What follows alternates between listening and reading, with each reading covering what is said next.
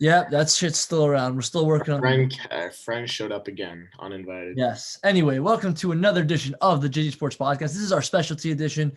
We usually cover all four sports, but this week, since it's the playoffs of the two respective sports we were discussing, we will just be doing the playoffs for the NBA and the NHL. As always, we'll start with our first topic, which is no fucking Knicks hat today because I'm pissed. So I'm wearing, for the memes, LeBron jersey. We're talking basketball today. Honestly, I don't know what the fuck is going on. This is ridiculous. How do you want to do this, Josh? You want to? Yeah, I think the only way to do this is to really just pull up the bracket and see how fucking. Recap and then predict, I guess, is how you would want it. Correct?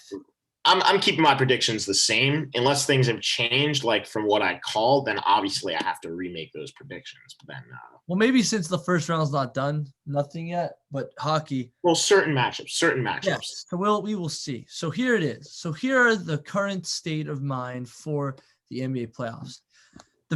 I want to just start at the top, I guess, because that's just the easiest. The Philadelphia 76ers did not sweep the Wizards. At least not. That's kind of a shock. Right. I'm kind of shocked. I'm not going to lie.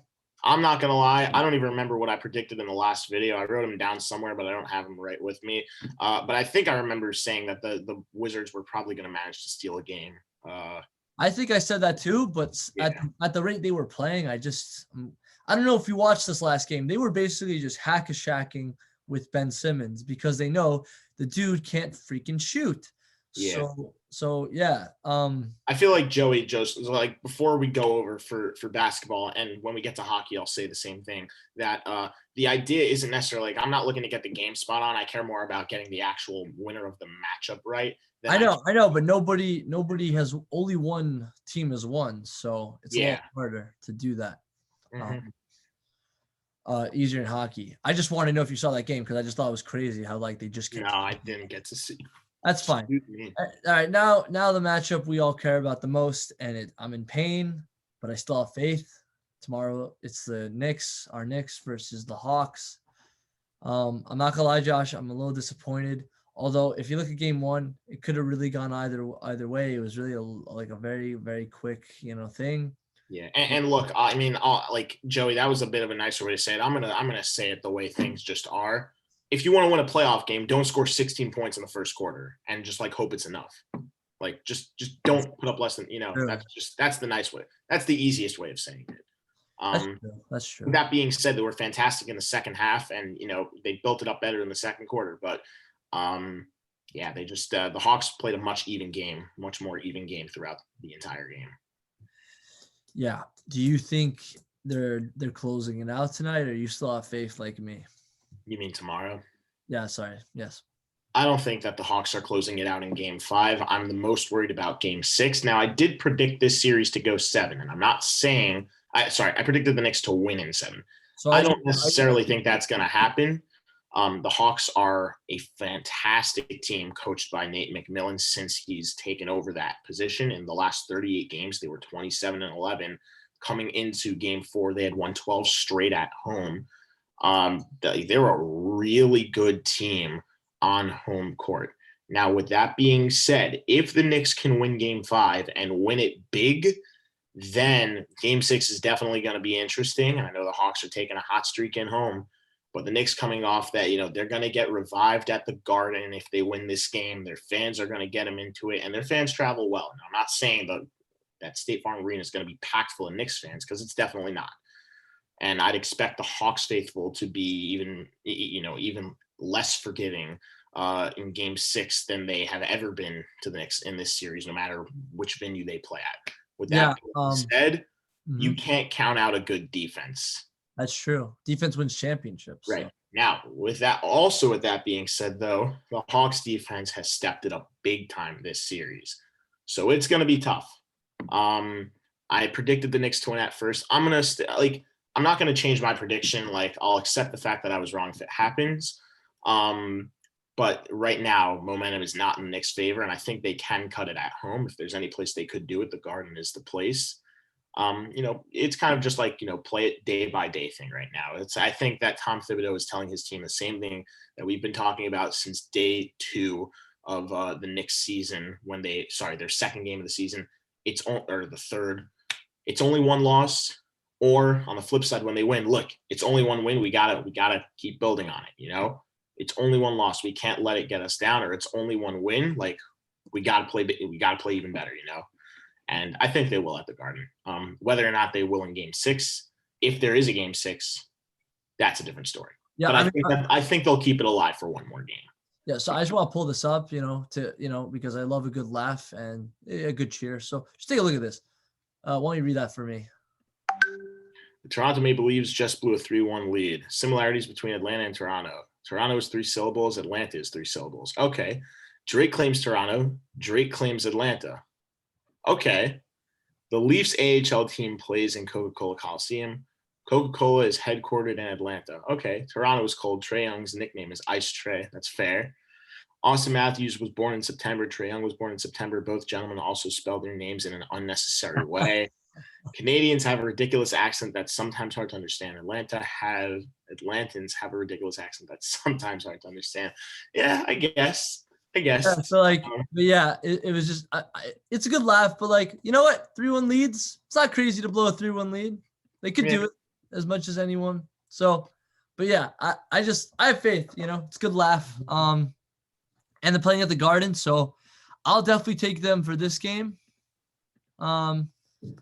Definitely. Go Knicks. Okay.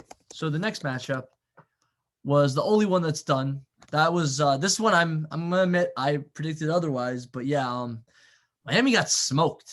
But I did say last time we spoke that this might not be the same Milwaukee's team for one reason and one reason only. Drew Holiday, man, that dude is a difference maker. I truly believe that. I always say a point guard could make or break your team. And Drew Holiday is not a scrub. Definitely not. Yeah, I mean, look, they signed him to a mass contract extension. I mean, what was it, $160 million a year for the next 4 or 5 years? I'm fact checking that. We did. I remember we mentioned that. We covered that 4-year extension for $134 million. 134. Okay, that was a little much. 160 was a little much, but yeah, no, but still, 4-year extension. Fat extension still. Let's at least get that. So yeah, that's crazy. Wow. So yeah, and I want to give props also to the step up of Dante DiVincenzo. We talked about him a little bit. And he's a young player, very young player. Giannis, just if anything, Milwaukee did wrong from what I feel here. It's that the whole team wasn't revolving around Giannis like they had the last 3 or 4 years in the playoffs, which is a good thing because whenever they rely on Giannis, what happens when he has a bad game? It doesn't end. And now that they're playing more like a team, I mean, they just knocked off the Heat. And granted, I know the Heat were only the 6th seed, but they were 12-4 coming into the playoffs. Jimmy Butler's a completely different player in the playoffs. To me, he's like the Nathan McKinnon of basketball, great during the regular season. He's even better in the playoffs. And at the same time, they just went to the finals last year, most of that core, if not all. Jimmy Butler is everyone's shoving off Jimmy Butler. I'm just Jimmy Butler could be a top 10 player in the league. I don't know. I would make the argument that he's definitely a top 10 player in the league. Not even could be. I think he could be a top 5. I'm saying he is top 10. He could be a top 5 if he really wanted to. He's fantastic, and a lot of people forget. Good. A lot of people forget, what this guy has brought to the table in his career. I mean, championships, appearing with the Bulls.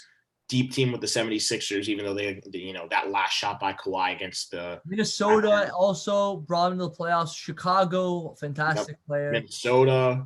He's good on every team. He's good on every team he's been on. Okay. He helps carry that team. And he is one of the most I don't want to say he's underrated, but I feel like he's underrated because he doesn't get the recognition that guys Lillard and Doncic and Jokic and Curry and all those guys get, who are all superstars in this league. And don't get me wrong, they are, but Jimmy Butler has to be in that conversation, Joey. I think we can both agree on that. I mean, yeah, I guess I would say that. I mean, it's just tough. I don't know if he's on the level of Stephen Curry and Damian Lillard, but he's not. But he what I loved about him is unlike Steph and Dame, the dude can play defense too. Yes. That's why I love him, because he might be the best too. I don't know. Is he the best? LeBron kind of plays defense. Anthony Davis plays defense. He might be. He's a phenomenal. I would put him as a top 5 2-way player in the game. Top 5 2-way player. Yeah, top, because Kawhi also. But yeah, he's one of the I best. think Kawhi's number one. Two-way players, I think Kawhi is one. Yeah, so Kawhi, I'm saying, like, I hear that. But yeah, Jimmy Butler could definitely be a third or second, like, two-way player. He's so good on both ends of the floor. Like, maybe if you could say it might be because of Tibbs, like, Thibodeau, we all know he was his coach in Chicago. It might be he benefited from that and he just grew from that. Or maybe it was just because of him. Either way, he's just phenomenal player. And I'm sorry, man. I'm sorry you didn't even win a game. I'm sorry. It sucks. But yeah, Giannis, I feel like Milwaukee this year, I feel like they're like Toronto, I don't know. You could make the argument they're like Philly.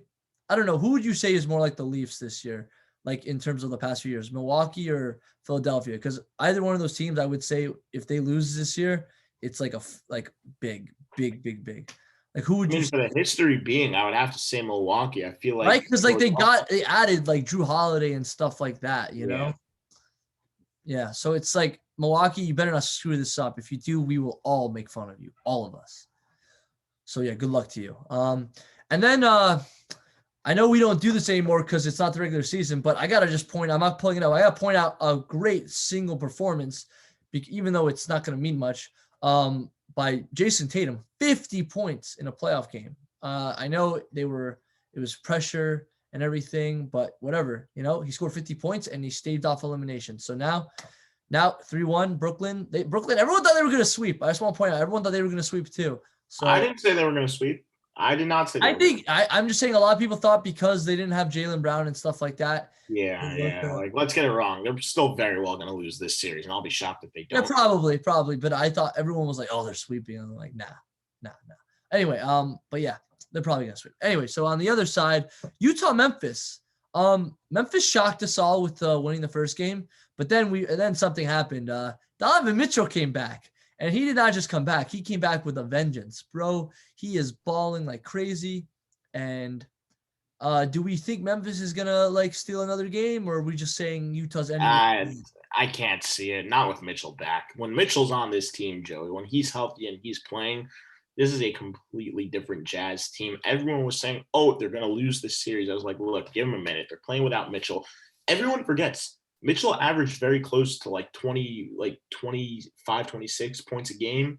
And I mean, the dude was an all-star this year. Fantastic shooter. He's improved his jump shot, actually, like percentage-wise. I think last year it was up to something like 40-something percent. This year it's up to like 50. Ridiculously good percentage. He doesn't force up shots. He's been a lot quicker. If anyone here saw the Sports Illustrated magazine that just came out, he was one of the headlines in it, which is where I'm getting all of this information from. So you can tell I'm not just making it up. But other than that, I mean, what a phenomenal outbreak of a player. I mean, he was a top draft pick overall.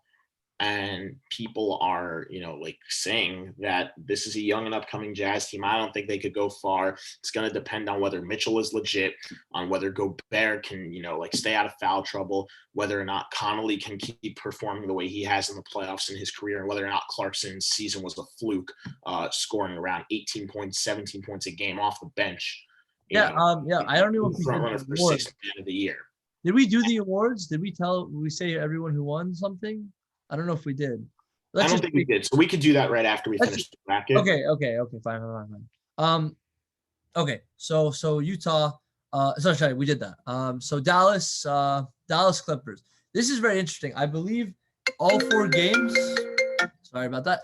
I believe all 4 games. I believe the road team won every game. Is that correct? I think very correct. Joey. Yeah. What do you think that has to say about home court? Sorry. What do you think it has to say about home court advantage, in the whole thing? Like, and even now there's fans, so now it's a real advantage. Do you think they're going to just, every road team is now going to win, or do you think it's just like a fluke, just really strange circumstances?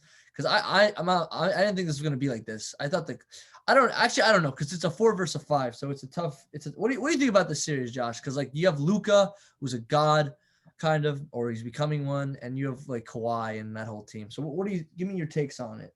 I think LA's going to pull away with this series in 6. Really? At least for where it is now. I don't remember what I predicted last time. Like I said, I wrote them down. I don't have them all memorized. I make note of like the ones that are a little more important to me, like Knicks game. like the Nets, because I want them to go home. But unfortunately, I don't think that will be happening in the first round. With that being said, 4 versus 5, as you mentioned, tough matchup. I mean, like, you wouldn't think of it on paper, but the Clippers and Mavericks have been very, very, very evenly matched in this series. Porzingis has become a monster in the paint. He's been knocking down shots. He's been playing defense a little bit under, I think, the caliber that he's capable of consistently. But I don't think that will completely break that team. Like I said, I mean, he's become a monster offensively, and that has, helped carry a little bit on the other side. If he could put it together defensively, they could steal Game 5 at Los Angeles. I think that they'll come back with that momentum, a chance to win it all in Game 6 and move on to the next round. And granted, not going to be an easy task, likely facing the Jazz, but like, you can't bet again. I feel like you can't bet against Doncic and Porzingis when they're both healthy and they've got that tandem working. At the same time, you can't bet against Kawhi Leonard, in my opinion, just for like him single-handedly. Like, he basically carried that Raptors team through and, to and through the finals 2 seasons ago against the Warriors. Granted, that was banged up Warriors team, and that Raptors team was had a crazy surge of momentum after they reverse swept Milwaukee in the first round. And with that being said, they got excellent bench performances from guys like Fred VanVleet, Pascal Siakam, Norman Powell, who's now on the Trailblazers, providing playoff experience there on a little bit of a still a younger and up and coming team to some extent. With that being said, I do believe Dallas could steal Game 5 on the road here and close it out in Game 6 if it comes down to that. I don't think it will happen. I'm not expecting it to happen.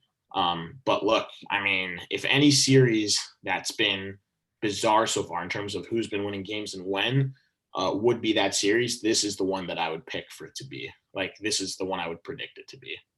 I mean, it's just if the Clippers lose, I feel like, I don't know. I don't know if you know this, Kawhi is a UFA, so yeah. He might leave. I don't know. It's going to be hard. He chose to be there. It's his home. But like, if you guys lose in the first round, that's kind of sad. I'm not going to lie.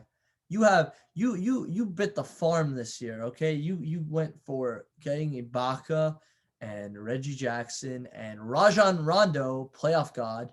And you want to do all these things. And you got Nicholas Batum, or at least the shell of Nicholas Batum.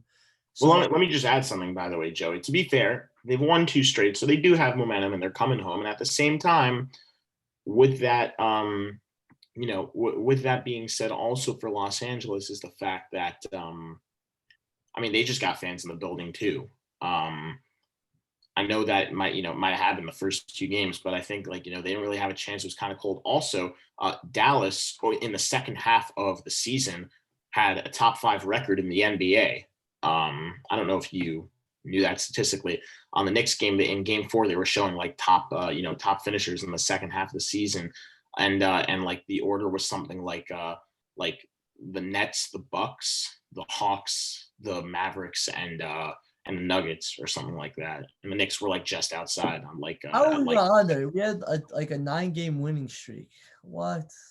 Yeah, because right since the All-Star, not second half.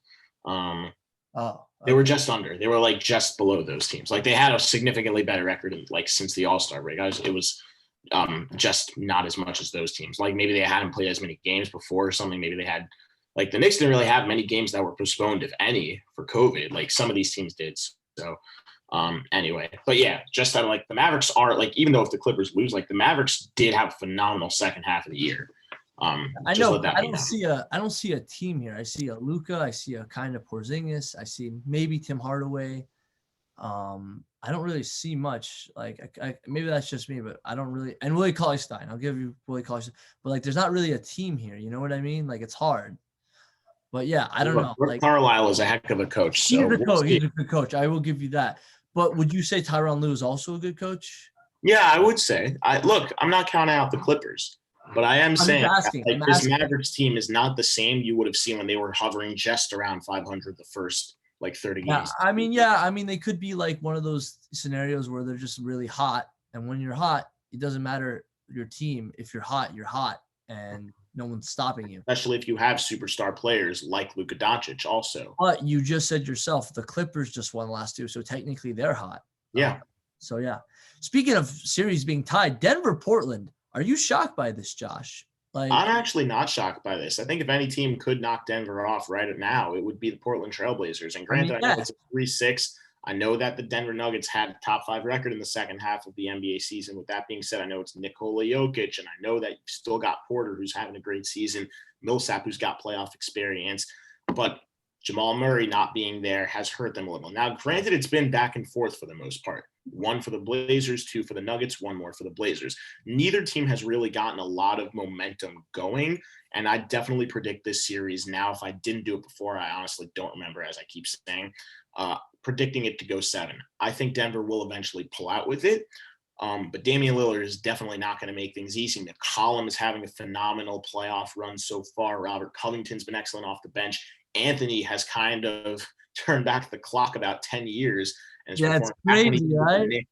I love seeing Melo play like this. And they got the boost in Yusuf Nurkic back. So he was injured, so that's big. He was injured. That's been huge for them. He's been a big force down low defensively and on the glass offensively, getting second chance bucket attempts and putting them in. This is definitely going to be a heck of a series to finish.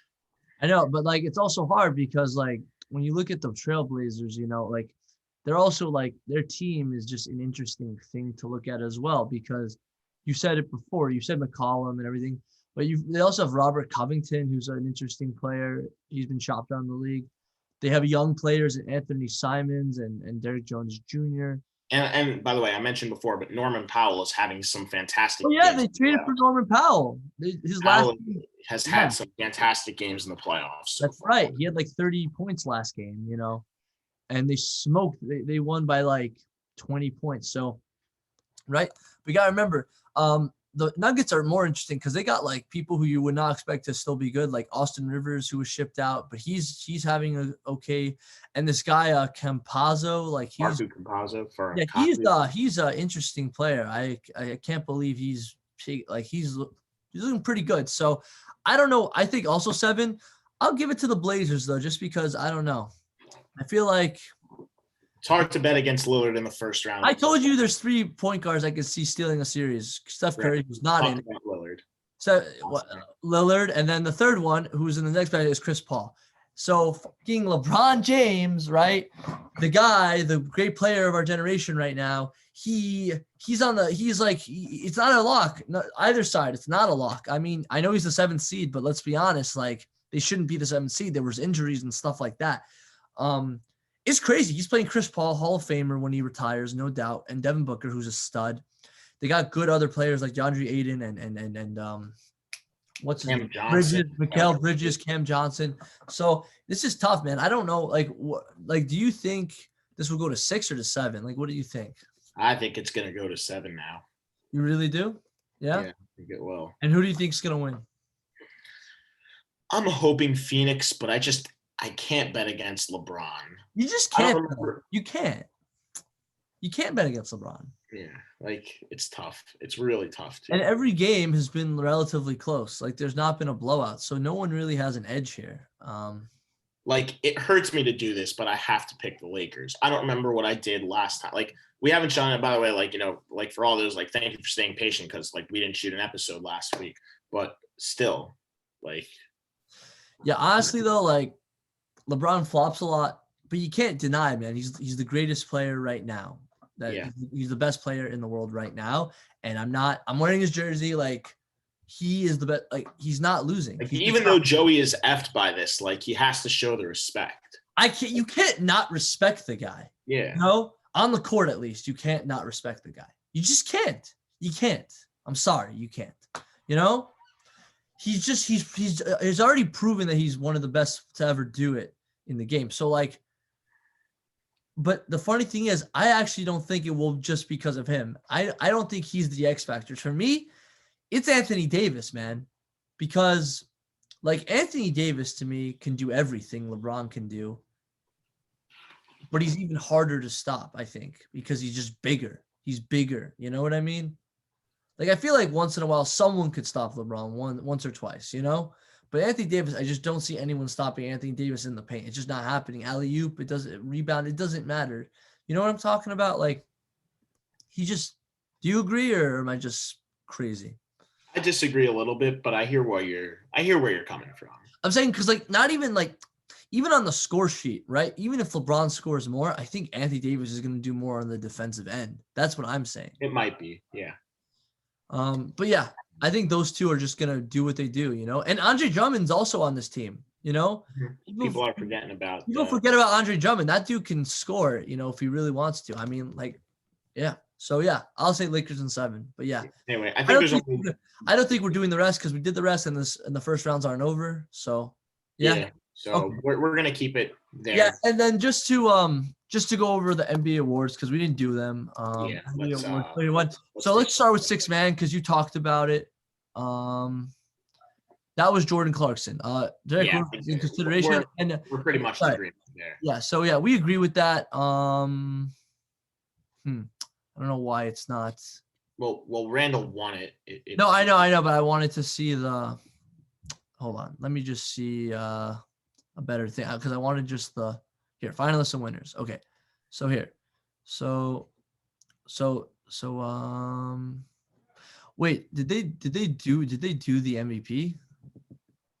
No, I don't think they did it yet, but they have their finalists. Okay, so the ones that did happen were 6 man of the year. I don't know where. Here it is. Was Jordan Clarkson.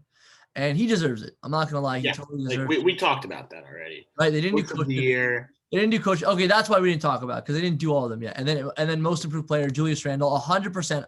This is a regular season award, not a playoff award. He 100% deserves this. Okay, dude is phenomenal. He upped his game. And do you want to say anything, Josh? Because like we could talk all day, but we don't have to about it. You know, anything to say? No, just let the stats speak for themselves. Honestly. I mean, yeah, just like look at what he's done. All-star, like just amazing player. 24 points, 10 rebounds, 6 assists. I don't know if it says how many triple doubles he had, but he had quite a few. I think he had like 4 or 5. So, dude's a beast. Dude's a beast. And he's in good company. Listen to this. Randall is the 6th player in NBA history to average at least 24 points, 10 rebounds, and 6 assists in the season, joining Larry Bird, Wilt Chamberlain, Oscar Robertson, Russell Westbrook, who has the triple-double king, and Nikola Jokic, who did it this season as well. So, yeah. And that's all we'll say because those are the only winners. But, yeah, just phenomenal stuff. Phenomenal stuff. And now, anything else to say, Josh, or are we done with that topic? I think we can move on. All right. I get this fucking thing off me. Get that shit out of here. All right. Let's talk about my favorite sport, and that's hockey, okay? Holy shit. Do we want to do recency bias about what just happened last night, or should we just go from what I see on the graphic? No, we got to do the bracket, and we got to see. Okay, so let me pull up the bracket, updated playoff bracket. Okay, let's pull it up because holy shit, Josh. First round's over completely, and the last one that ended was a doozy, but you just want to do what we see, I guess, right? So where do you want to start? Oh, we'll get to it. So let's start with the Islanders Penguins. Because Jari, you need help. That's all I'll say. Yeah, I mean, like, yeah, I called Pittsburgh in 7. I'm clearly a dumbass. I knew that already, though, and like whatever. And even more, like, what made me effed is I was at that game 6. I know. Call me a fake Rangers fan. Call me a self-hating Rangers fan. Look, 2 things. 1, I'll take playoff hockey wherever it is if I can get it. And yeah, I get that. Yeah. Like, I think we can respect that. Okay. I get that. Yeah. Second thing is, I mean, like, I have a chance to go watch Crosby, Malkin, Barzal, and, like, even Varley. I mean, like, Varley's been a great – I mean, like, Sorokin, who's been red hot this year. I don't go for goalies, but I hear you. Like, how could I not?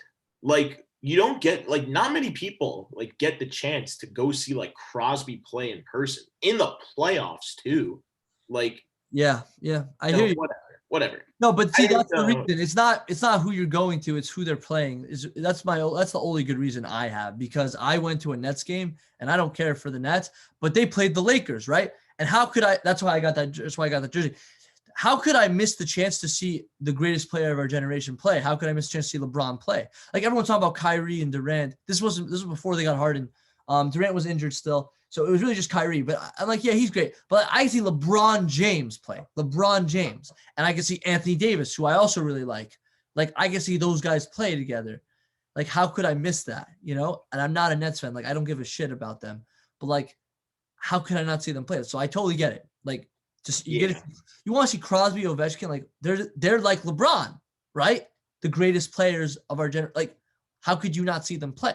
So yeah, and on a separate note, also, I mean, like, for this didn't cross my mind until like after the game, and I realized like, oh, if the Islanders would have lost, that would have very likely been the last game ever at Nassau Coliseum the Islanders played, because UBS Arena is opening next year, and like, to think I could have been at the last playoff game, the last game period ever at Nassau Coliseum, like, there's history there still, you know? So they should have lost, is what you're saying.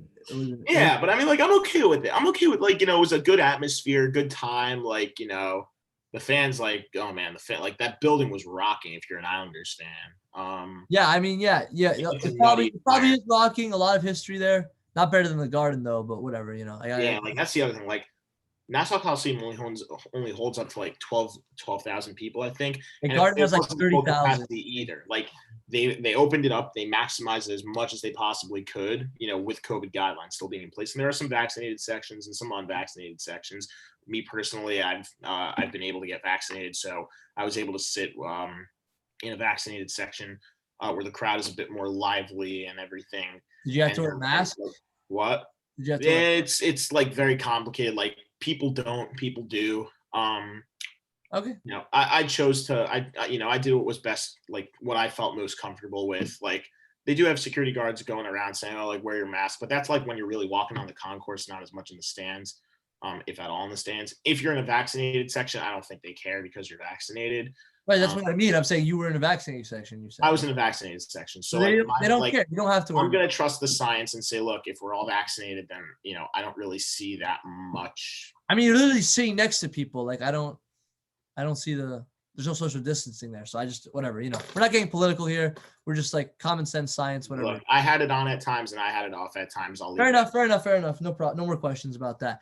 Anyway, so yeah, that was the Islanders. Now they're playing the Bruins. Do you want to do like each first round recap and then, or do you want to just do like, let's just go, like, let's go round by round, like we similar did with Okay. So pretty much, I mean, like, Islanders won it in 6. Right. Brock Nelson almost had a hat trick in game 6. That was a fantastic game to be at, by the way. It was like high scoring on both sides, you know, intense moments, back and forth action, like, great game to be at overall. Like, what, even if you're not, like, because I'm not a fan of either the Islanders or the Pittsburgh Penguins, like, it was a great game to watch.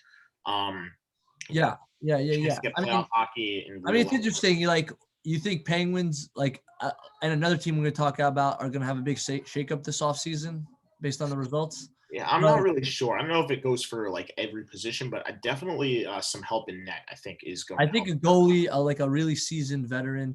I mean, Pecorine is like. And I don't think Jarry is not the answer, but I think that it's a little. I don't think he's ready. Is more the answer. I think he definitely has great potential. Look, he got him to the playoffs this year, and he got them a few playoff wins. But getting him a little bit more experience and help, like you just mentioned, Pecorine, assuming, I mean, like, he's willing to go and play for, you know, a team that's getting a little bit older right now with Crosby, Malkin, you know, Ginsel's young, Rust is young, Marino's young, but Letang's also a little bit older.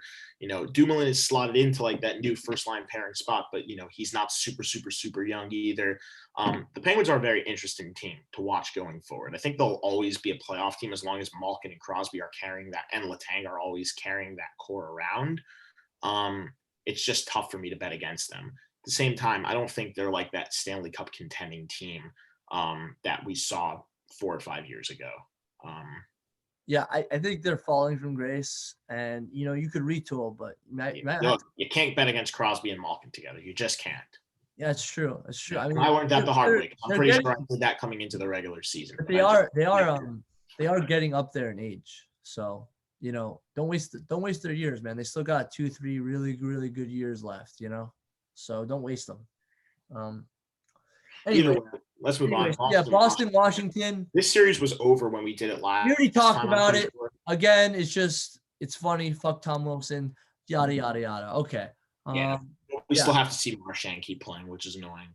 Yeah. So. Yeah. Carolina, Nashville. Don't get me wrong, by the way, like great skilled player, but he's such a cock on the ice also. So like Carolina, Nashville. I think we talked about this one. Wait, did we? Was this one over? It wasn't over, but I predicted it was going to end in 6 after Carolina took after. I know, Josh, but that game was actually super close. That was an over. Yeah, that was crazy. That was crazy. Nuts. That was nuts. Aho got the game winner. Look, we could say every Predators game had a common denominator. They were almost all of them were overtime, right? So all of them went to overtime. It could have really gone the other way. You know, Carolina wasn't ready to choke just yet. So not yet. Oh my God, Tampa. I thought this was going 7 also. Yeah, and I called Panthers in 7 in this series. I remember that. They stole a game. I think I said Lightning, and I'd like. Yeah. Sorry, what? I said they were down 3-1. They stole a game. I mean, Spencer Knight, heck of a game. I mean, he's got an insanely bright future. But yeah. Kucherov came back. Stamkos came back. You know, Vasilevsky played like that Vezina caliber goaltender we've seen him play like almost his entire career as a starter. I mean, there's not much more you could have asked for. Yeah. Winnipeg, I think that was over already, right? It was. Yeah. We got to save Montreal for last. Winnipeg was over. Colorado was over. Vegas, Minnesota. That was holy shit. This went to 7, man. This went to 7. It was going to be a death fight. Oh my God, what a game. And fucking Patches, man. Patches came through. Matthias Janmark. I wasn't sure about that trade. I thought it was good depth. Oh my God, that dude came through. 2 goals. Holy shit, man. And by the way, one thing I gotta say before you talk. One thing I gotta say, and this is the same thing I said when we played the Islanders, man. Remember when Brendan Smith and Libor Hayek scored? So same fucking thing happened here. When the third pairing defenseman scores against you, both of them, you got a problem. Nicholas Hagen, Zach Whitecloud, you got a fucking problem. You deserve to lose, I think. Anyway, but Listen. First of all, Janmark had a hat trick, so get that. Oh, sorry. I'm sorry. I was saying Matthias Janmark. I forgot about the empty netter. He had a fucking hat trick. Everybody slept on when they traded for this guy. They're like, who? Who's this guy? Who is this guy? Hat trick in Game 7 of the playoffs. Yeah. And I have something to add to that, by the way, because I heard this in Game 1 of the Avalanche Golden Knights series, which we'll get into a little bit. Yes, eventually, yes. It hasn't taken off like crazy. Game 2's tonight, so get pumped for that, guys. Second of all, Brian Boucher and Kenny Albert and I don't remember. Oh, and I believe it was who was his color? Because it wasn't Pierre McGuire. I know one of the series. It was Eddie, and he said no. Joe Micheletti's doing it with John Forsland. He's doing the Islanders series. Oh, yeah. But what happened was Eddie Olczyk was talking about, along with Brian Boucher, how when the Golden Knights were looking to trade at the trade deadline, when they were looking to deepen their roster a little bit, Peter DeBoer, the Golden Knights head coach and former Sharks head coach, called his former captain, Joe Pavelski, who left to the Dallas Stars on a 3-year, $7 million per year contract. So $21 million total, 7 a year, 3 years. And he spoke to Joe Pavelski and said, look, we're looking to trade with you guys, right? We're looking for a player. And it seems that we're going to acquire Janmark. He says, what can you tell me about this guy? And he says, he's the right guy to take. If, for you guys, obviously he doesn't want to lose him, but he said, I think it was coming into the playoffs. It was after, and he said, what can you tell me about this guy? When they were looking to finalize their lines, and Joe Pavelski said, look, he wasn't the captain on that Stars team, but knowing how dedicated a player Pavelski is and, what he's gone through and his leadership ability, and he helped lead that team to the cup last year. And he said, you pay, heck of a player, steps up big time in the playoffs. He's not willing to back down from anything, right? He's always willing to embrace the moment and always step up to the challenge. He's not scared of anything. He's a fearless player, and his play's only going to get better as it goes along. And look at it. He scored a hat trick in Game 7. Now, granted, I know it wasn't pretty in Game 1, but, of the second round. A heck of an effort. And like I said, we'll get into it. We'll get into it when we do Vegas and Colorado. But first, we got to go. First, let's talk about this game. We got to do the choke of all chokes, because right now, nothing is as hilarious as the Toronto Maple Leafs franchise. Yes, zoom in on it. admire that series score, 4-3. Remember when it was 3-1 Toronto and they were going home for game 5? Yeah, well, that didn't end well for them. They lost in overtime. Then it goes back to game 6. And granted, Montreal getting their fans back for the first time in a long time at the Bell Center, the biggest capacity place in all of hockey, the biggest sports venue in all of the NHL, rockin' place, so much history, the most successful franchise in the entire NHL with the most Stanley Cups. I don't even know how else to put it but say the Maple Leafs were absolutely screwed when they walked in for game 6 because Montreal had the momentum. And granted, they almost choked it away. TJ Brody almost gave the Leafs, not almost gave the Leafs a chance to win and almost gave Montreal a nightmare. Had they, would they have lost that game? And then Austin Matthews literally inches away from ending the series. Price makes a fantastic right pad save. Matthews elevates the puck. You know which play I'm talking about, Joey. That puck's in. This series is over. Come game 7, and I was thinking, I think like there's too much pressure on Toronto for them to lose this series. That desperation is just going to be there from the start. Normally, you don't see desperation, even in game 7 or an elimination game. You don't see it set in right off the draw. You see a lot of even matched, and then really once there's a deficit, and if you're the team that's on the verge of going home and you're down a goal in the last like 10, 15 minutes, 15, 10, maybe even like, a little bit under that of the game is when you start, getting a little over aggressive, and that's when penalties can happen and stupid plays and ejections and all that stuff. And granted, I mean, like Toronto, I'll give them credit, they got on the board, they didn't play a dirty game, but I just feel like they did, like Montreal was always a step ahead of them in game 7, I feel. And like, it's not disrespectful to Leafs fans. It's just like Montreal wanted it way more than Toronto did. It's almost like they were up 3-1 and just assumed it was over and kind of just took their foot off the gas. Like, and granted, I know they didn't have John Tavares, but they won 3 straight without him also. It's not even like Montreal was down 3-1. It's not like Montreal was down 3-0 right away. They won, and they won 4 straight, and it wasn't even like they had to win like game 3 otherwise go down. Like they won the first game of the series. Tavares played a huge part of that game before. And the saddest thing is for all of Maple Leafs fans, other than the fact that they lost the series, which is just downright pathetic. But I mean, like, it was such an innocent play. Like, Corey Perry is not the type of guy. Well, he's the type of guy who will stick up for his teammate. Never, ever would this guy go out of his way to injure a player, especially a player the caliber of John Tavares. And he said, like, he couldn't believe like it happened after the game. It was just all so sudden. And it's great to see like Tavares is like okay, like for himself, but I mean, he couldn't get back on the ice, which is a real shame. And I honestly do believe that Tavares would have made a difference in this series. Like, I don't think there's any arguing that.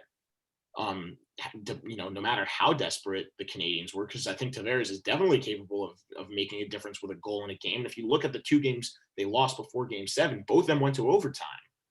And I mean, other than that, I just don't know what to say. Like, I have a lot to say. I want to throw it on that. I mean, Jack Campbell's not really an experienced goalie, I guess, but I mean, you don't just get hot and you don't just get hot and cool off like that. Like, especially after winning 3 straight. I don't know if you have anything to add, Joey, but I mean, like, congrats to the Montreal Canadiens because they shot everybody. I have a lot to say. About this. Number one, you blew it. You blew a 3-1 freaking lead. You blew a 3-1 lead in the first round and lost in game 7. Again. You did it again. Oh, God. Wait, Joey, just before you go on, I'm not going to add, but do you think this is worse than losing to the Bruins? What do you mean? Do you think losing to Montreal is worse than losing to the Bruins for Toronto? I think it is. It's Canadian rivalry. Like, well, I know the Bruins have more playoff history as of recent, but I think that the Canadians are just. So yeah. I know the Canadians have won the most Stanley Cups and they're the better team, but recently, since neither team has won a Stanley Cup in this century, Toronto has been like the big team, and they see Montreal as their little brother. I feel like that's the case. I think that's how they see them, especially just because they've had technically, at least on paper, more talented teams most years than Montreal has. Outside of that 2014 team that Montreal had, there hasn't been many talented teams better. They haven't had a better talented team than Toronto. Even before that, 2013, remember when they had Phil Kessel and everything? Like, so whatever. Yeah. There's so many things to unpack here. First, this is the most talented Maple Leafs team we've seen in a while. I mean, like they added Foligno, they added Thornton, they added Brody, they added Anderson. I know like out on paper, Matthews, Tavares, Marner, Nylander, Morgan Riley. So here's things. Tyson Barrie. Tyson Barrie was last year, but even so, like there's so many things here you have to think about. Okay, so number one, last year Montreal did something like this. And it was a shock, but it wasn't because of one man, Carey Price. Yeah, they knocked off Pittsburgh. I don't know, or I don't believe that's the same thing here. I think there's more. I think he's a part of it, but I think there's way more here. I think there's way more because think about it. Who's on this team that was on this team last year? I can name you quite a few people. Mr. Tyler Toffoli, Josh Anderson, and Joel Edmondson. Jake Allen. I know he wasn't. I'm just saying, through the whole season, was Jeff Petrie. Eric Stahl also, by the way, we totally forgot. Brought Eric Stahl and brought in Eric Gustafson as well. And they fired Claude Julien in the middle of the year. Right, and he might not have been traded, but he is a prospect. Cole Caulfield. Absolutely, for sure. Right, and then it's amazing, by the way. Like he helped get them there. Yeah, like the last few games in the regular season, when he made his NHL debut, he scored back-to-back overtime winners to open his career. Like, fantastic. Like, there's no better moment than that. Like, getting your team that much closer to the playoffs, scoring your first NHL goal as such an underrated pick in the draft. Like, yeah, he went 15th overall. That's a good spot. Like, he should have gone top 10. At least I think he should have. Yeah. Like, don't get me wrong. Like, Turcotte and Zegras, Lafreniere, all those guys are fantastic. Not Lafreniere. That wasn't the year prior. Like Kakko, Hughes, Cole Caulfield, Trevor Zegras, Dylan Cousins, all those guys. Fantastic. Yeah. But I mean, like so many people slept on Caulfield. Like how did he drop to the 15 spot? But then when you look at the other side, what I don't understand Toronto, because this year they're also a little bit different. You said Foligno and Galchenyuk and all those other people. I just don't get it. I know Campbell's young, but so are a lot of goalies in these playoffs right now, Yeah, that's true. Like Nedeljkovic, he's still in the playoffs. And we spoke about Sorokin. I mean, like, by the way, we didn't mention this. Like, we spoke about him. He played well, but he won all 4 games for the Islanders against the Penguins. No, but Varlamov didn't win a game in that series. Yeah. Anyway, so I'm wondering what the problem is here with Toronto, because I legitimately feel like Kyle Dubas did everything. He got the goaltending. He got the defense. He got the offense. You know what I think happened? I don't think it's on Campbell. And I actually don't think it's on the defense. I know it's not a perfect defense, but I think it was good enough, even without Jake Muzzin. I think, and even their bottom tier guys, Joe Thornton had to score. Jason Spezza had to score. You want to know what I think their problem was? Their stars could not do shit. Yeah. Their stars. Marner what the hell? Cold. Mitch Marner cold. The only one who was good was Nylander. Right. Like, we'll give Tavares a break. He couldn't play physically. Like, he was injured. Matthews did a little, but not enough. And Marner did absolutely nothing. He did not have a goal. He hasn't scored in like I think 8 or 10 straight playoff games or something like that. It's atrocious. And you know what I think, Josh? I don't know who. I don't know when. This team is getting shaken the fuck up. Someone is leaving this team. Someone big. I don't know if it's Marner. I don't know if it's Nylander. I don't know if it's Tavares. I don't know who it is. Someone is leaving this team because there are no more excuses anymore. I'm sorry. What are you going to do? Fire Keefe and bring in Torts? What the hell are you going to do? I don't know. Like, what do you think? What do you think, Josh? Because I think I honestly don't know. Like, on paper, this team looks good. But, I mean, they clearly just aren't good enough. But this is like... Curse of the Maple Leafs. It continues. It's becoming... Granted, I know that they don't have a ton of experience in the playoffs. Like, you would think they do because they've been here for, like, the 4th or 5th straight year. But they haven't gotten past the first round. Yeah, but think about all the players on their team that have, okay? Jason Spezza, Wayne Simmons, Joe Thornton. Even Nick Foligno's won a playoff round. Think about that. Yeah. Come on. Look, that's true. And look, granted, I know that that's true, Joey.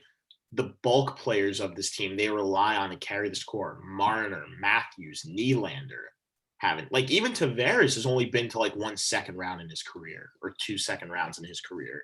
Like, I don't know what's left for this team. I really don't. Maybe a coaching change? Like, I don't think. Bring on Torts. Bring him to Toronto. And let the city burn. Okay. Bring him there. All right, well, we got that out of the way. So we've got every second round matchup set up, and we haven't really gotten into it so much. And I think the only way to continue is by doing our predictions from here, seeing what we got wrong. So for a fact, I got Pittsburgh wrong. I got Boston wrong. I got Carolina right. I got Tampa wrong. Then I got Colorado right. I got Vegas right. I got Montreal wrong. I got Winnipeg right. So I will say this. Wrong. You got Toronto wrong, but yeah. I'm saying like Montreal, I predicted to lose. They won. Oh, okay. You're saying the series. I'm saying like the series. Okay. In terms of where we go from here, I'm just going to finish it up because we didn't have all the matchups set. I'm taking the Islanders in 6 against Boston. I don't think that the Bruins are going to beat the Islanders at Nassau Coliseum. They hadn't done it in the regular season. And I think similar to the way when the Knicks played the Hawks in the playoffs, that it's going to come down to the team that is not as good on the road, stealing a game on the road. One of the first 2 games they played there. In the Islanders' case, it's winning a game in Boston because they won the first 5. And granted, I know they did manage to gain points in the last 3. They lost 3 straight still to the Bruins. So I do think they are going to win. I could see them winning in 6. I think they've got momentum at home. They've won 2 straight there in the playoffs. They didn't lose a game to Boston there during the regular season. And they're a different team in the playoffs at home ice. Barry Trotz is a fantastic playoff coach. So is Bruce Cassidy. He's really matured over the last few seasons. But I think that Barry Trotz with this Isles team, I mean, like, you just can't count out that defense. They're so freaking stingy. And it's just that hard to play against. And good goaltending, whether it's going to be Varlamov with all the playoff experience or Ilya Sorokin, who was 4-1 in his playoff career. And he beat players like, I know, Bergeron, Marchand, Pastrnak. That line is nearly unstoppable. Very, very close to being the best first line in the NHL. If not for Colorado, then they're easily the best one. But with that being said, like, the chemistry that this defense has developed in Pulock and Pelech, Green and Mayfield, Leddy and Dobson, or like if you reverse those us, or like Leddy and Mayfield and Green and Dobson, like, it's fantastic. And then, like, very underratedly, like, they get good performances from like the players you would never expect to score, like Matt Martin, Casey Zizekas, Cal Clutterbuck. That line could go up against any line and completely neutralize them. Like, it just, yes. I'm shocked. It shocks me that, like, players that crappy on the score chart could just go up and absolutely dominate, like, a Bergeron, Pastrnak, Marchand line. Or if they manage to play the Avalanche, they'll, like, you know, they're going to give Rantanen, McKinnon, and Landeskog a hard time if they make it to the 3rd round and they end up reseeding and playing them. Or if they had to play Vegas, like Stone, Marchessault, Stevenson, Carlson, Smith, like all those guys. It just shocks me. I mean, like, they did it to Rust, Crosby, and Gensel. They did it to Malkin and Carter and Kapanen. Like, fantastic. Excuse me. And then, like, I mean, Barzal has been great. Eberle's been great. You know, what's his name? Brock Nelson's been a star in the playoffs so far. Bailey's been fantastic. Beauvillier, by the way, has a point in 6 straight playoff games. He's been unbelievable. So, I mean, and obviously, like, playoff killer JG Pageau. It's very underrated, like, how good the Islanders team has been and how many of their players individually have had success in the playoffs, whether with the Islanders or not. On Boston's side, I'm not even going to mention anything. Like, this is a team that could be competing for a cup on paper. I just don't think they're going to get there because they've had some very unlucky matchups. And granted, they beat Ovi, they beat Backstrom, Kuznetsov, and Oshie and Carlson in the first round. I don't think they're getting by this Islanders team, which is built on defense. Defense wins championships, and I think that the Islanders are built to beat this Bruins team. I mean, you can say just matchup-wise. I don't think they have more skill, but I think they match up really well. I mean, you can say whatever you want about them, but if we're all being honest here, they're probably they play the most boring game in the playoffs. Like, they're not going to argue with that, but if it works, it works. Yeah, it works. You know, that's fair. But I'm not gonna lie to you. I know they beat the Capitals, but can we also be honest here? That Capitals team is way more talented than this Islanders team, if I'm being honest. Yeah, it was. Well, look, new coach, but they had bad goaltending. goaltending. So They had bad goaltending from the start. A really stupid mistake by Samsonov, if we all remember that game. oh yeah. Yeah, so but the talent is way more. Like I personally listen, and I'm gonna say on the other side, I'm sorry, but Tristan Jarry is not Tuukka Rask. I know you scored last night, but you had now look, they put 4 on the board against Rask, and not all of them came from that top line. I know, but that OT thing, I think it was a little bit. You have to contribute luck to that because guess what? If people remember, they were leading that game. They actually almost choked that game. Boston came back. Look, it took a perfect shot to beat Rask, and Casey Cizikas had I'm not going to deny it. As much as I would like to, that's a 1 in a million shot. That's a 1 in a million shot. Because if you look at the whole overtime, Boston had like a million shots, and that was like Islanders one of only shots in overtime. So it was actually the Islanders since their third period. Sorry, not since third period. Since the Pasternak goal or the Marchand goal, one of those two for Boston, shots were 16-3 in favor of the Islanders. They were just pounding net with shots, and they were blocking shots. Like I know it looks like Boston had a lot more than 3, but they were just blocking shot after shot after shot. Like in overtime, Boston had a lot more shots. I feel more attempts. They had more attempts. They had more shot attempts at least. I'm saying they had more chances. So it doesn't matter if they don't get through to the net, then they don't count as shots. I know what you're saying. I'm just saying. But yeah, I hear. I think it's gonna go to 7 because I don't think there's a clear winner of these two. So I'm just gonna say 7 for the sake of 7. And as much as I hate this team, I think Boston's gonna close it out on 7. I just do. Yeah. I can't look. I'm not gonna really argue. Like it wouldn't shock me if the Bruins won, but I think the Islanders, assuming they can keep their play style at home the way they have against the Bruins and really all season long, they've been a fantastic home ice team. As much as it hurts me to say that, especially as a Rangers fan, a division rival, I can't deny the fact that they are very good on their home ice and they play even better. And granted, I know, Joey, that I didn't what I wanted to mention before, but I wanted to try to move along. I'll say it now because we're on that topic. Is I know that Nassau Coliseum is such a small venue. It's the smallest sports venue in all of hockey right now because they're not playing at Barclays Center anymore. It only holds about 12,000 people. When that place gets going, it is ridiculously loud. And what I meant to say before was if that's what it sounds like at an Islanders game, not even full capacity, I can't even imagine what it would sound like at the Garden for full capacity. Well, wait till next year. Hopefully I'll get to find that out one day. This year's not that year, unfortunately. But yeah, I mean, look, rocking place, and those fans really bring it to the opposers. You could feel it. I mean, any team will bring it, Any team will bring it, but I mean, the Islanders just have a thing in the playoffs for being notoriously overwhelming to the other team. It's just it's a known thing. I don't know if you've ever seen this video, but Nashville literally is dedicated to taunting, in the funniest way possible, their teams. I don't know if you've ever seen this video. It's them in 2017 against the Pittsburgh Penguins in the Cup, and they literally just taunt everyone. They're just like, "You suck," and all this stuff. And they're like, part of their goal song. No, their goal song. I'm saying it's hilarious, and it's "Hey Murray," because it was Matt Murray. "Hey Murray, thanks for that goal. We appreciate it," or something like that. It's at the Islanders game when Jarry was getting rattled, he let up 3 goals in 3.5 minutes. The fans were chanting Jarry, and letting him hear it. They're relentless. Yeah, I personally don't think Rask is gonna pass it up the middle to whoever, though. I don't think he's gonna pull it. I don't think that's gonna happen. Anyway, so let's move on to the next one because this is getting a little bit overplayed. Okay, Carolina Hurricanes versus Tampa Bay Lightning. Now, granted, I got this series wrong. I predicted the Panthers to win, so I'm just going to keep it short and simple right here. Even though Tampa's leading, I think the Hurricanes are still going to win this series. I think they take it in 7. You think Hurricanes in 7? Yeah. I said, by the way, I'm only going to change my predictions if the teams were wrong because, I project a different outcome against a different team. I say Carolina in 7 against Tampa. Originally, I predicted them to go up against the Panthers, and I don't remember how many games that would have taken that I predicted. I have it down with my NBA stuff. I just don't know where that is. I couldn't find it. But I don't need it here. I say Carolina in 7 against the Lightning. Yeah, so I said Tampa, I think, was going to win in 7.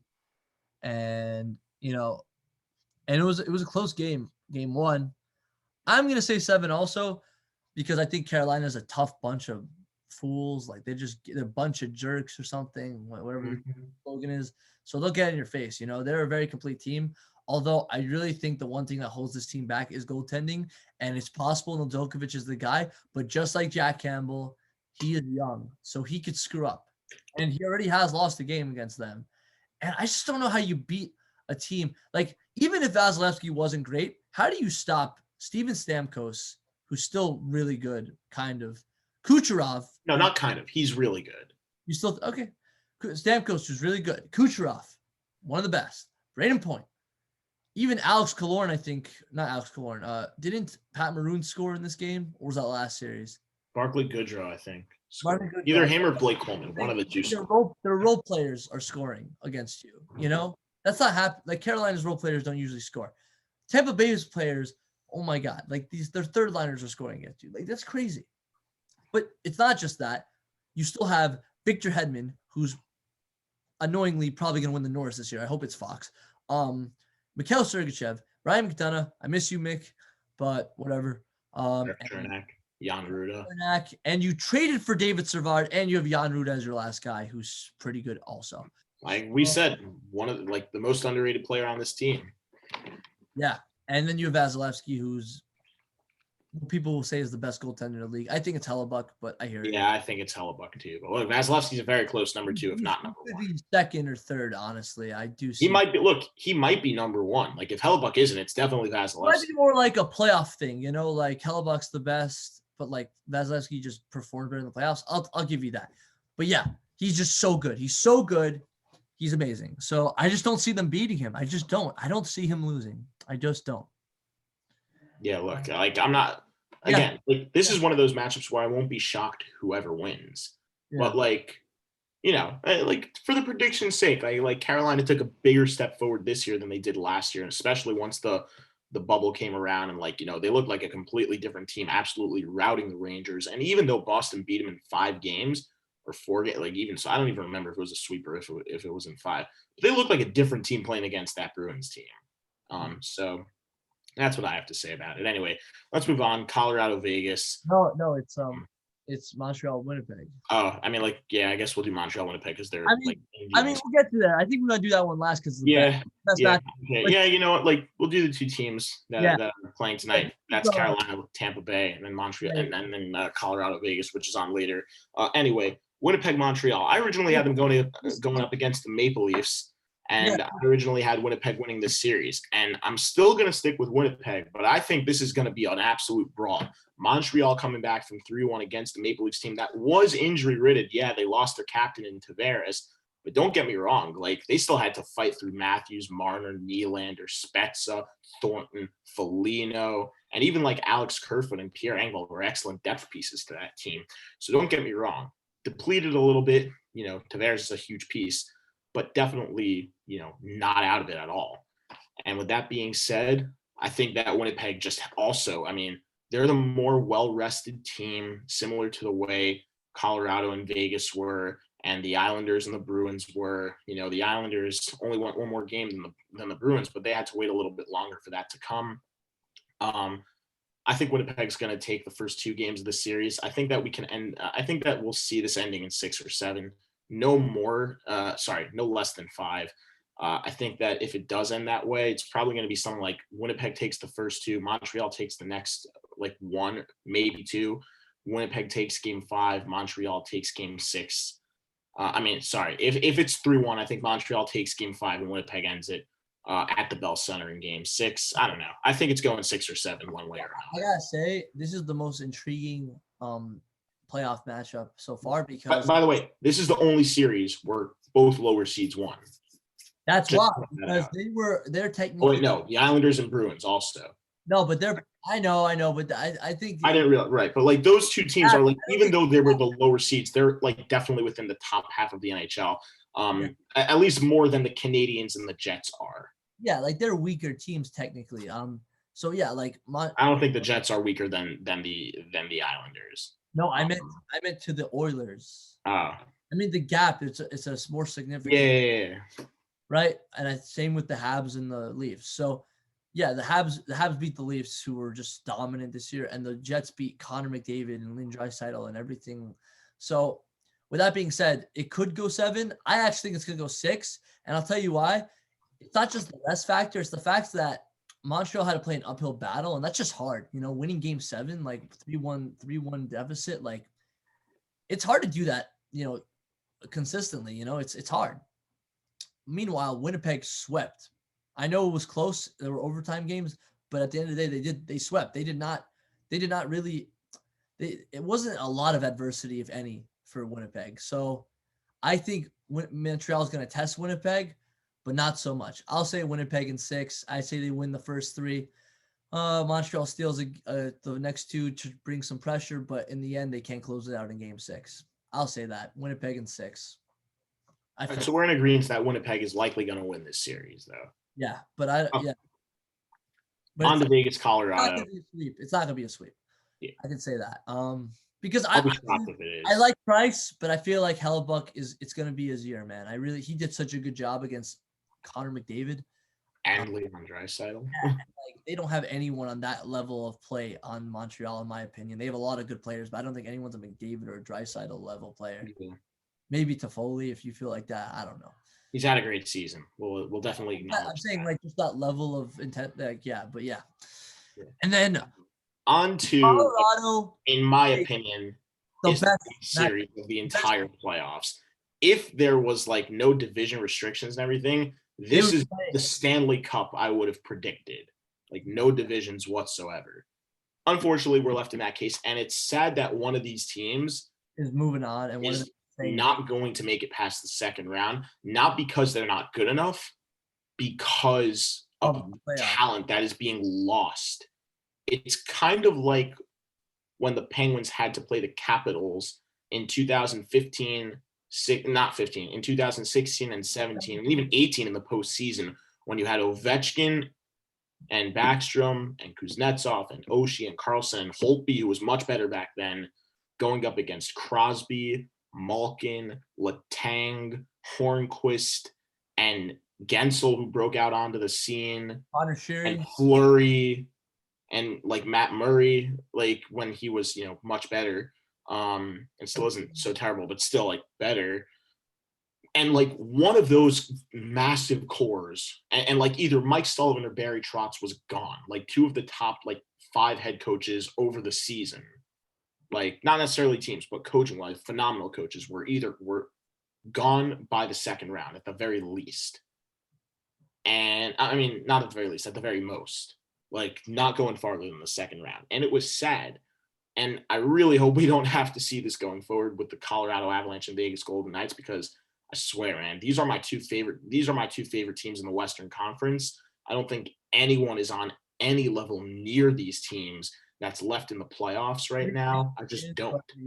I think Tampa is. Oh yeah, no, Tampa. You're right. But other than Tampa, Tampa's healthy and they're on, because they are now in the playoffs.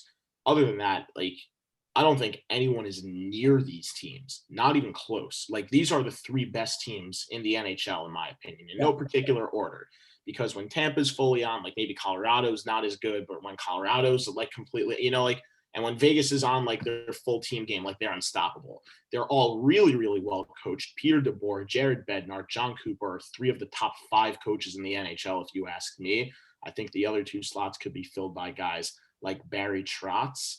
And it hurts me to do this, but I mean, like, Bruce Cassidy's not a bad coach. Like, no, he's a good coach too. Like, he stepped up big time. I mean, like, going from assistant coach to Claude Julien, and they've never missed the playoffs with him. And not only have they never missed the playoffs, they've gotten better every year. It's like, it pains me to say that as a Bruins, hater, and as a Rangers fan, but I mean, like, no, he's a good coach. The rivalry, but like, he's won the Jack Adams for a reason. I don't think I can say the same thing about John Cooper. I feel like he's kind of overrated. I think his team. No, I think he's a fantastic head coach, Joey. I mean, like, I know you could say that. I don't know, man. Had to work with. I explained Columbus 2 years ago. I don't know how you explain that, but yeah, whatever. That was more of a players thing than I think it was him. I think they felt like, it was kind of like the Montreal Canadiens Toronto Maple Leafs series. Like, oh, they were up 3-1 and they thought they'd won the series pretty much. Like, same thing. They were up 3-1 they were up 3-0 after the first period on home in game one. But Sheldon Keefe basically won. Sheldon Keefe is not John Cooper. I don't think so at all. So I don't know if that's Cooper, ever since he's become the head coach, he's only missed the playoffs once with them. So that's true. We have to respect that. And it was like by 2 points or something. So yeah. Yeah, like they didn't even miss it by that much. So anyway, I think let's get into this game. Anyway, we're dwelling too much on the Lightning part of it. Let's get into this. At first, I said I don't think there's any way this series goes less than 6. And I want to comment to say I'll be shocked if it even goes 6. It better go 7. But after seeing what the Avalanche did in game 1, and granted, I know they were well rested, and I know Vegas had to claw their way past the Wild. They almost blew a 3-1 series lead. It almost wouldn't surprise me if the Avalanche swept just for how dominant they were in that first game. And it's not even like they were dominant, they just put all those goals on the board. They barely allowed Vegas any time in the offensive zone, and any time in the offensive zone they had was not passing. It was trying to steal the puck from the Avs, getting it out of their D zone. And they possessed it. They were just so freaking good. And I know they got a goal. It was a wide open tap-in, but let's be honest. That goal doesn't happen if Andrei Burakovsky gets hurt on the play. He took a stick or something or an elbow to the face or who knows what. And to think I've never seen this before, by the way, 9 penalty minutes, a 9-minute power play. I've literally never seen that before. I know they've existed, but I have never seen one in my time. Yeah, you have to. That's part of obviously why the score is kind of lopsided. Yeah, and by the way, that's not even they only scored 1 goal, and it came with a minute left on that power play. So by that time, time starts running down once you hit under the 2-minute mark on a power play like that. It's one and done, similar to the way if you get a 4-minute major, right? It's two 2-minute minors, where if you score within the first 2 minutes, then the first half of the power play cuts out and you get the last 2 minutes until either the clock expires or you score, before the clock expires on the power play. It's not like a 5-minute major where you score as many times until that clock runs out on the power play and then the power play ends. I was shocked that the Avalanche only scored 1 power play goal. Granted, it was a beautiful shot. Cale Makar absolutely sniped the crap out of Robin Lehner, but one power play goal for that crew. McKinnon was looking for a hat trick, Landeskog was looking for a hat trick, and what's your prediction of Rantanen also and Donskoy, and they're playing without. That's the other thing. They're playing without Kadri now. I was about to say Kadri, and I realized, oh wait, no, it was Donskoy. Kadri's suspended now, and they did this without him. And granted, I know they don't necessarily. I don't think him being out is going to make or break this series for Colorado. They're just that talented. Even though I know I said Vegas is going to win this series, but Kadri's been a huge playoff performer for the Avalanche. I know he only had 1 year, but he was massive for them last year. And he, in my opinion, he's been one of the biggest changes to that team. If they don't have him, I don't think they're anywhere near cup contention the way people think they are. He's a huge piece, a very underrated piece.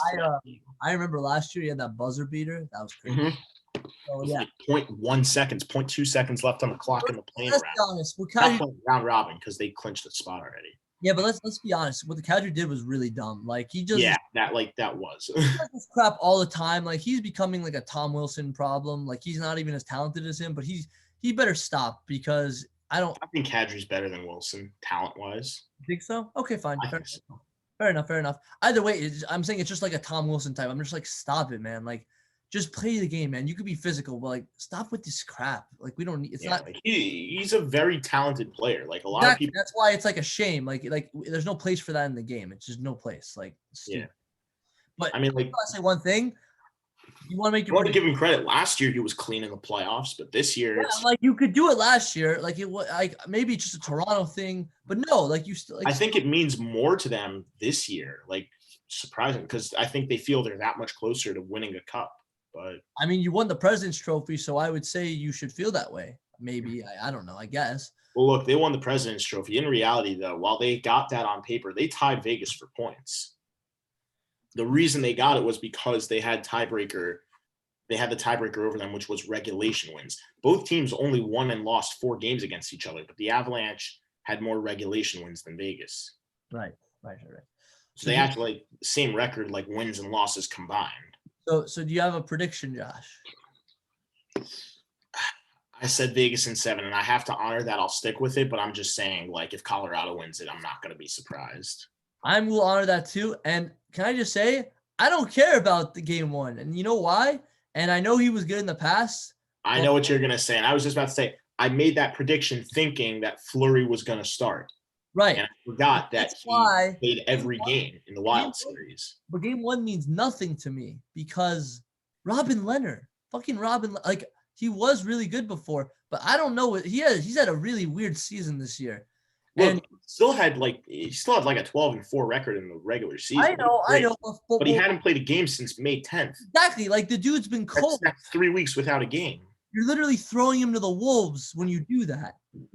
Like, he hasn't played. So it's not a fair comparison. Fleury, on the other hand, will be ready against this team. I don't think he's going to win every start, which is why I think it will go to 7, but I do think he will be ready. With that, do you think Colorado is going to take the series then, Joey? It would have to be in 7, but I'm sticking with Vegas in 7. I said that, and I'm sticking with it. I'm going to look. I would be surprised. I would be surprised. Again, 3 best teams in this playoffs: Lightning, Avalanche, Vegas. So if Avalanche win, won't be surprised. Never. I don't think they'll sweep, but I won't be surprised. Yeah, no, like that's going really far-fetched. I'm just saying, for the way the Avalanche dominated, like it would, but it almost wouldn't surprise me to see them sweep, like, just because of how like, if they're actually going to be that dominant the entire series, they're the more well-rested team. Like, now they're in the same boat. They both just played the same amount of days ago. They both played each other. But it's going to be a new matchup for Colorado. They're probably playing Fleury tonight in Vegas. Not in Vegas. Like, Vegas is probably playing Fleury tonight. And I'm sure that Golden Knights team is stiffening up defensively. And the Avalanche are going to be without Kadri, which, as I said, I don't think will make or break the series for them, whether they win or lose it.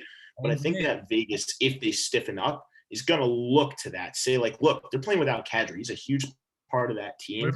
A lot of people might not think that way, but he's got playoff experience. He's definitely got grit. He goes over the top sometimes, but I mean, look, this is a time, because when he comes back in that lineup, I'm telling you, he's going to play like he's learned his lesson, and he's still going to be just as aggressive, but, not over the top aggressive like that. Most of this stuff happens like after plays, which is, why he gets himself in these situations. During play, he's not such a dirty player to get himself suspended like guys like Wilson have in the past and Marchand has in the past.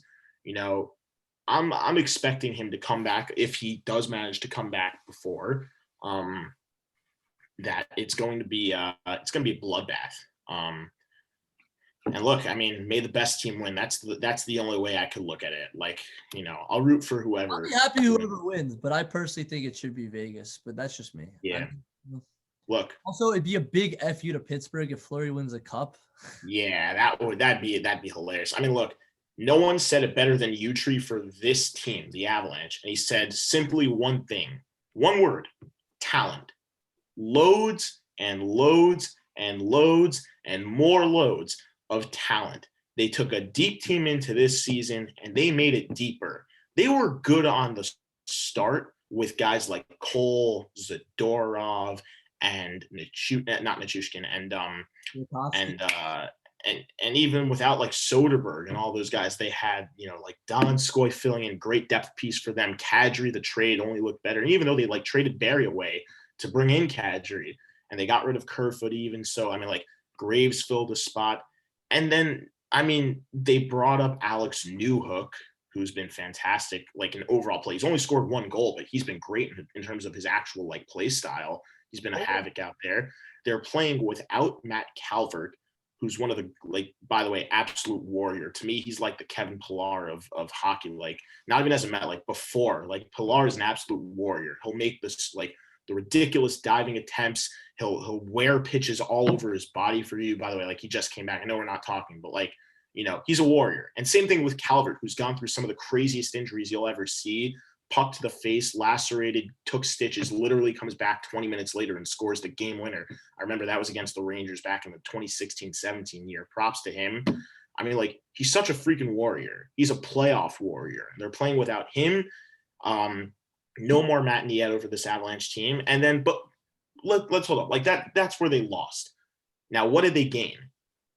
I don't know. You know, we only brought in Devontae's. We only brought in Brandon Saad, you know, and it's not like, you know, we locked up Rantanen long term. Oh, no, they did 9 years. Sorry, not 9 years, 9 million for like the next 7 years. This is a big year, though, because more than the fact that they are cup contenders, Joey, I believe they are. Like, both of them in Vegas are. It's just a matter of who's actually going to come out of this round, is the fact that this is Landeskog's last year. You know, he's a free agent after this year. And I think McKinnon is gone after this year, either after this year or after the next 2 years. I'm not saying he's going to leave. I don't think either of them are going to end up leaving Colorado, but it's contract year. Both those guys have gotten significantly better over the years since they last signed their contracts. And they're going to be expecting paydays unless they're willing to do that thing that Boston does, which I think they will be, because most of the, like, this isn't like, you wouldn't think that with the names on paper this team has, but in reality, you're looking at, you know, a superstar talented team. Like, there's just no other way to put it. By the way, Philip Grubauer also, I think, is going to be a UFA or they have a lot of RFA. So yeah. So with that being said, this is a huge year for those reasons, and it's kind of crazy to think that they still, like, Bowen Byram still hasn't really gotten an opportunity yet. Like, he played a couple games, but he's not on a playoff roster for them. And he's ridiculous. Like, look at what he's doing in the AHL, what he did in World Juniors. Like, there's a reason that dude was captain of Team Canada. There's a reason he was the 4th overall pick. The Avalanche, in my opinion, right now, like, they just have the brightest future. I know we talked about the Rangers, and I think on the Eastern Conference side of things, the Rangers do, but the Avalanche right now are a dynasty whose rebuild was sped up by the trade for the Ottawa with the Matt Duchene trade, and the fact that they hit on picks with Makar and Byram. They got Jost and Rantanen. They hit on those 2 number 10 picks. They got Alex Newhook in their just like finishing place because they didn't play as bad to deserve the 4th overall pick to get I don't remember which year Newhook was drafted. It was either the same year as Makar or the same year as Byram. I don't think it was this year, like this past year in 2020. Like, that was where they actually finished in, you know, in terms of the season. Like, the Makar, and I mean, like, no, Makar was flat out off a terrible year, I think. Byram was from the Senators. Like, Utri was saying, oh, at least you guys didn't trade that pick to the Senators. Oh, wait, you're right. The Senators gave it to you. So they're, like, you know, screwed for the next, like, 3 years down the road. Anyway, with that being said, just the overall idea here, Colorado is a team full of talent. And I feel like Vegas is a team that is mixed of talent. You've got your Mark Stones and your Max Pacioretty's, your Fleury's, your Marchessaults, your Carlsons, your Riley Smiths, your Petrangelos, your Theodores. And, like, we talked about how White Cloud is young and up and coming.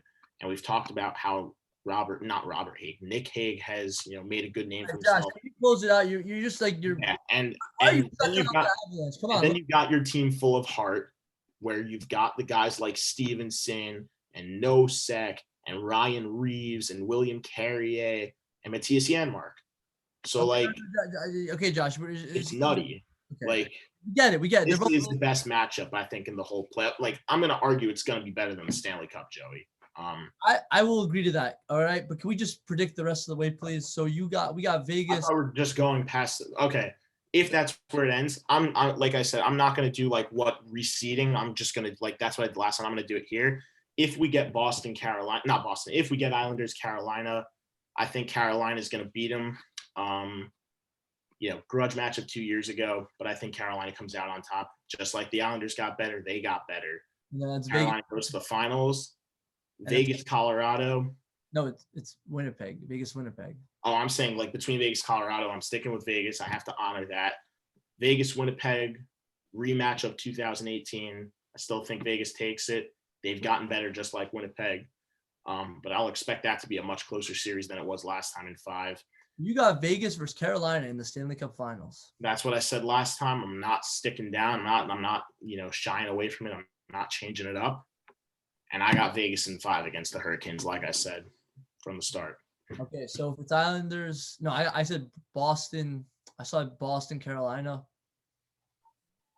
I think you said Boston, Tampa. No, but sorry, Boston, Tampa. You're right. So Boston, Tampa. I said Boston, Tampa, and I'm sticking with Tampa in 6 games. I just think they're too powerful. I think I had Toronto before, but since Toronto lost, I'm gonna go with Winnipeg, and they're gonna play Vegas. I think they're gonna lose in 5, and we're gonna have Vegas versus Tampa Bay, the 2 best teams remaining since Colorado's out. And Vegas, I see in 7 games, it's gonna be a bloodbath shootout, goaltending. Yeah, you said. I remember that. Like, we're both sticking with our same calls as before. I will say though, like, and I'll throw it out there again. I almost hope Boston makes the final just to lose it, because no matter who they play against, they're probably getting their ass kicked in the finals if they make it. Probably, yeah. But look, like, I don't think they're beating the Islanders. So I mean, like, let's hope it doesn't get past that. Like, one way or another, we're effed whoever wins this round between Boston and the Islanders. So, like, let it be for the memes, Well, I'm saying, like, I don't think either of those teams are going to get to the Stanley Cup. So, whatever. Whoever, I don't care. But yeah. Whoever of them do win is probably going to have to face the Golden Knights or Tampa. Or the Avalanche. So, it's going to be tough. Yeah, so, I don't think Assuming this bracket is not real with the we don't know how they're we don't know, like I've heard different things than I'm seeing here, and I've seen different things than I'm hearing also. So okay, and that's it. That's the show. That's it. That's our playoff edition. Thank you all for tuning in. You guys are absolute warriors if you stayed the whole way and for the final time. Signing off, I'm Josh. I'm Joey. Have a great night.